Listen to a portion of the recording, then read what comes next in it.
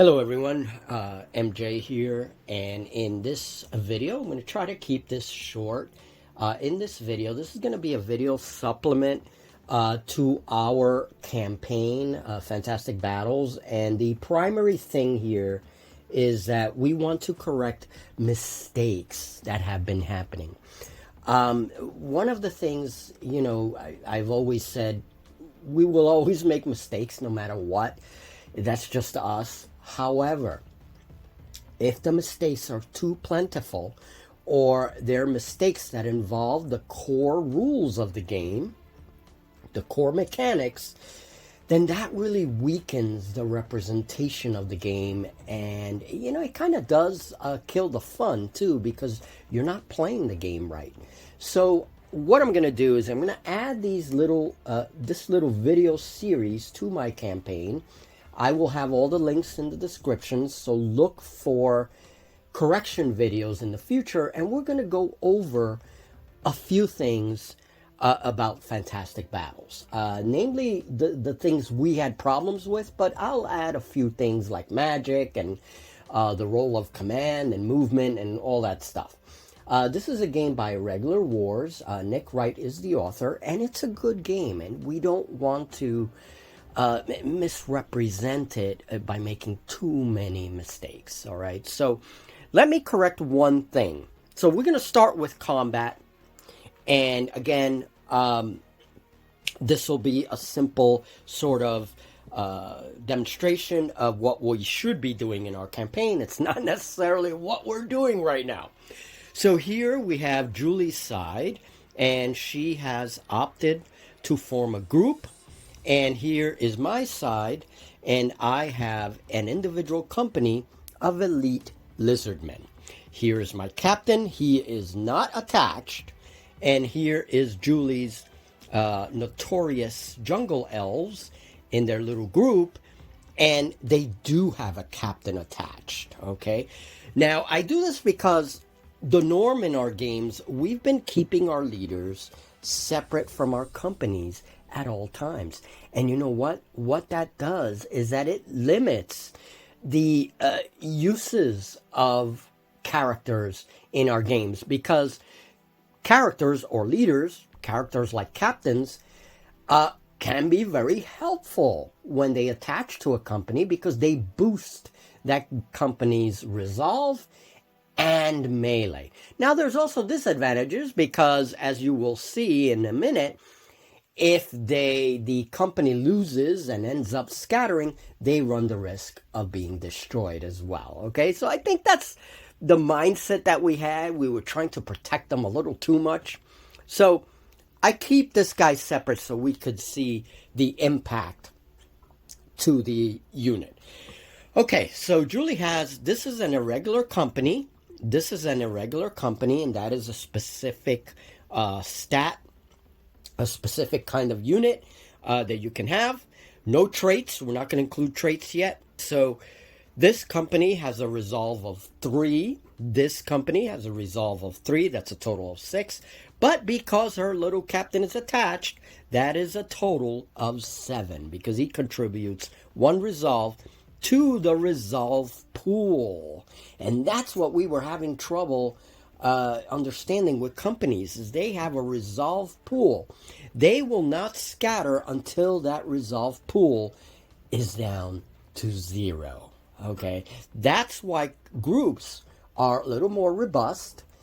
They are unwieldy, but they're a little more robust, and they stay on the tabletop longer because they use a resolve pool. Once your resolve goes down to 0, that just means that the company is going to scatter. That's a combination of death, of casualties, and units that just lose their morale and say the hell with this. Okay, so her group has 2 companies, total of 7 resolve. My little guys are elite, so they have a resolve of 5. They also have a defense of 5. Okay, so now we're going to say that my guys, because they're still in command range of the captain, which is 2 base widths, we're going to keep them unattached. We're going to say they charge into Julie's group here, this little group. Now, very important in Fantastic Battles. You do have to conform units.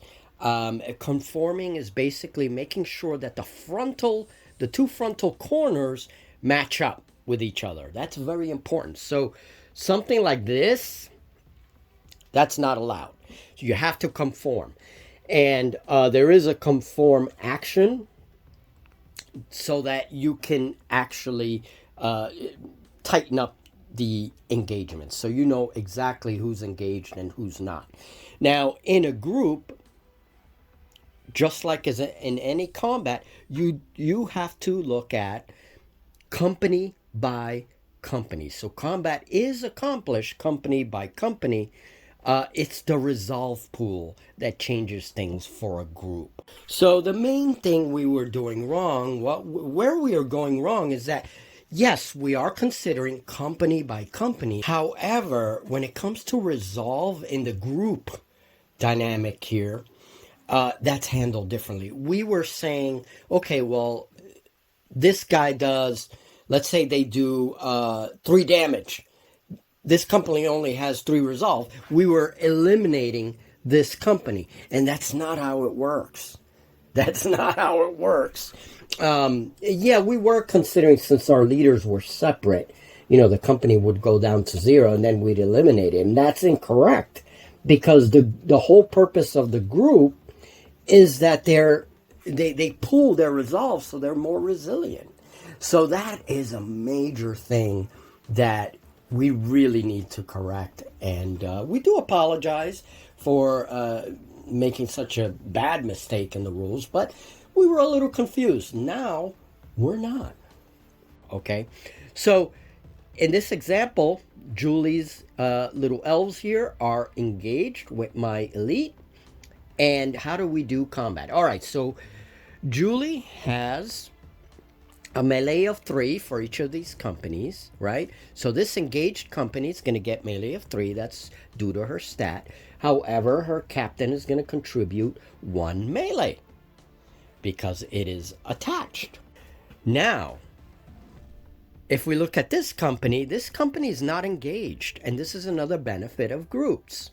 This company is not engaged. So this company will contribute 1 dice, not its melee stat, but 1 die to the support. And that's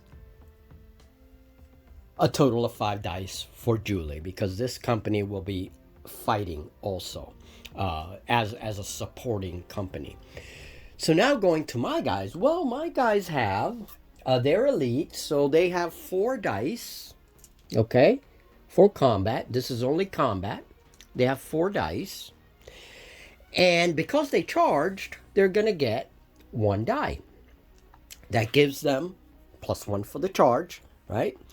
Now, if my captain had been attached, I would get another melee for him. That would have made it 6 dice. I would also get his resolve, which would have boosted my own resolve of 5. These dice are going to represent resolve. All right. So you can see how not attaching the captain does make a difference. All right.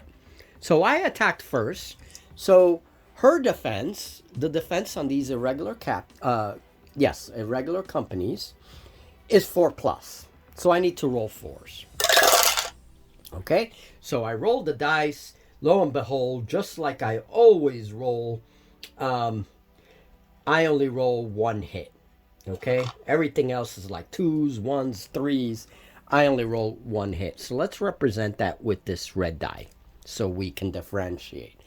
So I rolled 1-5, 1 hit goes to them. That's 1 resolve damage. Usually you roll these dice simultaneously. We tend to roll them separately.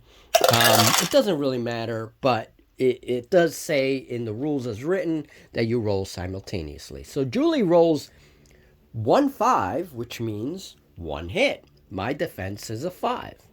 So she's accomplished 1 hit. Resolve damage means that the 7 goes down to a 6 for the group. Resolve damage for me, my 5 goes down to a 4 because I'm only 1 company. Okay? And that's it. The combat continues after that. However, there's a couple of important things that we often forget. And one of those things is that let's say that I did 2 damage, right? I rolled a 5 and a 6. Or let's even do better. Let me, since this is not an actual game, I'm going to say I got really lucky and I did 3 damage to Julie. Yeah, take that, Julie. And her resolve goes down to a 4, and she only does 1 damage to me. Ha ha ha. I'm getting back at her for all the times she rolls good. Anyway, so I did 3 hits, right? Her resolve goes down. But now, because I rolled 3 hits and I did 3 resolve damage, anytime and the attacker rolls 2 or more resolve damage, 2 or more hits, successful hits, I roll a 2d6, and on an 11 or 12, her captain is eliminated. And that is the risk to attached captains. In this case, if this company goes down to 0, they scatter. They're done. They're out of there. Doesn't matter if my captain's there or not. Now, in that case, he wasn't attached, so I wouldn't roll the 2 dice. But in this case, because her captain is attached, I roll 2d6, and I rolled a 4 and a 2, which means her captain is fine. I did not roll an 11 or over with the 2 dice, so her captain is fine. If you misplace your leaders, or you're not careful how they move or how they react in the game, it can really, you'll lose the fight, essentially. You know, it can really take your army down little by little. Now, there's a number of different things like cascading resolve, what happens when a company goes down to 1 resolve, impetuous units. All these things I'll discuss little by little. I just wanted to get this kind of basic combat. We'll also look at other formations and kind of explore that a little bit. So that's why it's important. In a combat like this, I could have attached my leader to that company, and then I know that I run the risk, if she rolls really well, that she could wipe out my leader. Now, this is a much more interesting combat, and I'm just going to give you the resolve here. For the group, this is a group of 1, 2, 3 irregular units, 4 irregular units. 4 times 3 is 12. However, Julie's Mage Lord has entered the fray, and that counts as 2 resolve instead of the 1. So 12 plus 2 is 14, and so we will have a 14 here for the group's resolve. So I need to take that 14 down to 0 before this group is eliminated. Okay?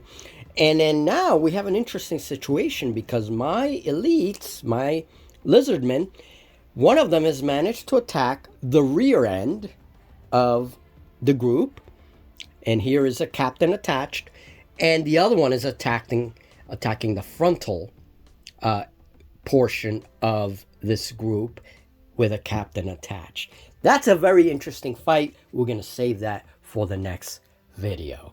All right, but we're going to keep on adding and correcting different mistakes.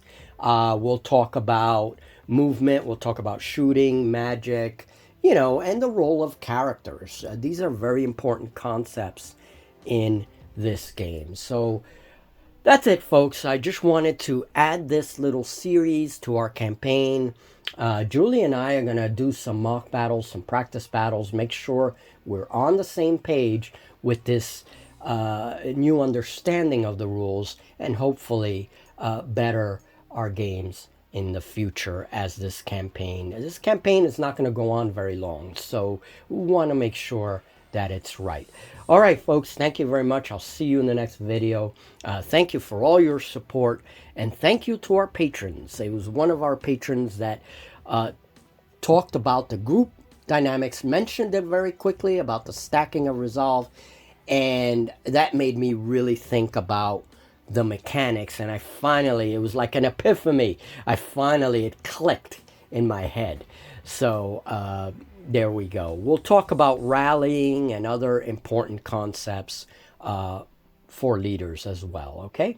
Have a great one. I'll see you in the next video.